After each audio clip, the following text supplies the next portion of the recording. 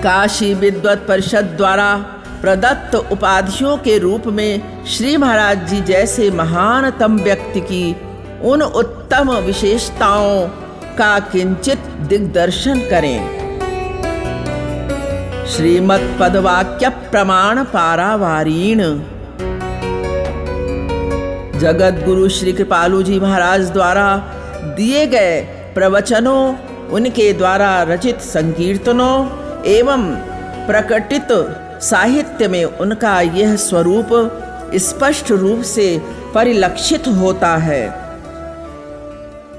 उनके टीवी वगैरह पर जो कार्यक्रम आते थे उसमें उनकी मेधा शक्ति का पता चलता था कि हर बात को शास्त्रीय प्रमाण के द्वारा पुष्ट करना और उसका रेफरेंस कहाँ किस ग्रंथ में है, किस श्लोक में है और किस अध्याय में, किस चैप्टर में है, इतना तक भी बिल्कुल सही सही कहना, यह उनकी अद्भुत मेधा शक्ति है।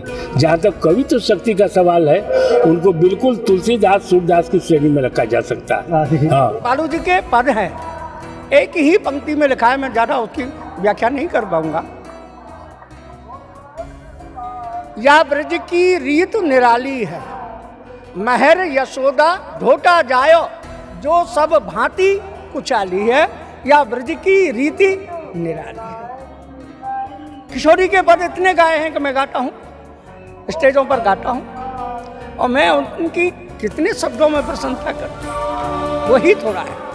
ऐसा रसिक तंत्र, उनकी लेखनी को देखो, गदगद हो जाता है। अद्वितीय लेखनी है, जैसी लेखनी अन्य वाणियों की हैं, सूरदास हैं, मीराई जी हैं, ऐसी हमारी कृपालु जी की लेखनी है। ऐसा रसिक तंत्र हमारे भारतवर्ष में ना है और ना कोई होगा। ऐसा अद्वितीय संत नहीं होगा। जब वे अपने प्रवचनों में प्रमाण स्वरूप शास्त्रों वेदों के श्लोक बोलते हैं तो ऐसा प्रतीत होता है मानो समस्त शास्त्र वेद उनके सामने उपस्थित हों। शाश्वतम नेतरेषाम कठोपनिषद 2:12 नित्यो नित्यानाम चेतनश्चेतनानाम एको बहूनाम जो विदधात कामान तमात्मस्थम येनु पश्यन्ति धीराः तेषां शांति शाश्वती नेतरेषाम कठोपनिषद 2:13।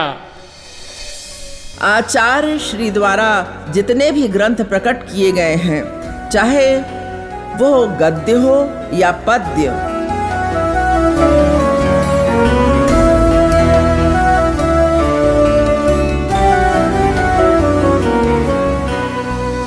उन सभी में शास्त्रों वेदों के गूढ़तम रहस्यों को अत्यंत सरलता व सरसता से प्रतिपादित किया गया है।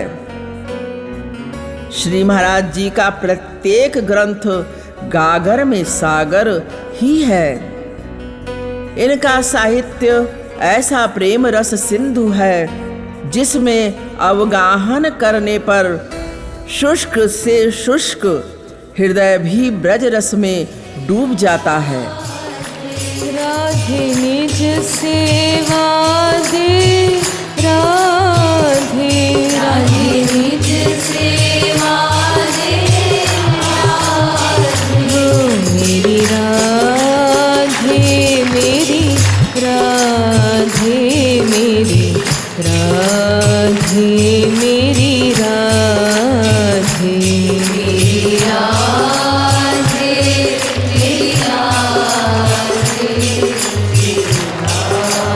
मेरी